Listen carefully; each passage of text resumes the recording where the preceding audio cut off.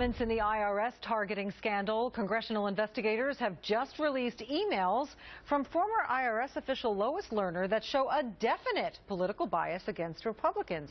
At one point, she even calls the Republican Party evil. Chief Washington correspondent James Rosen joins us now live with that story. Hi, James.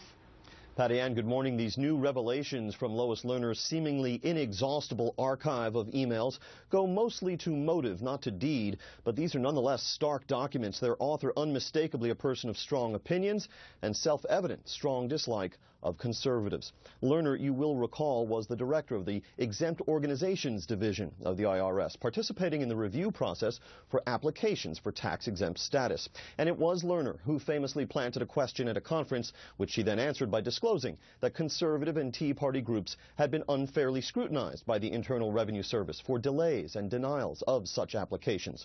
Lerner has since denied wrongdoing through her attorneys. In the latest email, find one dated March 6, 2014, in which Lerner told a friend, quote, "They called me back to testify on the IRS, quote-unquote, scandal, and I took the fifth again because they had been so evil and dishonest in my lawyer's dealings with them," unquote.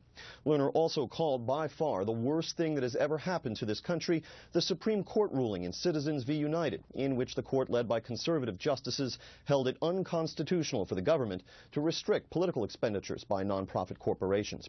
Now, there have been conflicting accounts of what actually occurred at the IRS in this period, dating back to the first term of the Obama administration. Some have sought to lay blame with local IRS personnel in a Cincinnati branch office for the use of BOLO or be-on-the-lookout techniques in the screening of tax-exempt applications that resulted in delays of up to 5 years in the processing of Tea Party submissions. More recently, the Senate Finance Committee has split along party lines with the broad conclusion that more conservative than liberal groups wound up receiving undue treatment at the hands of the IRS. And of course, we all remember when 2 Super Bowls ago, President Obama famously told our own Bill O'Reilly there was not a smidgen of corruption at IRS. Patty Ann. James Rosen.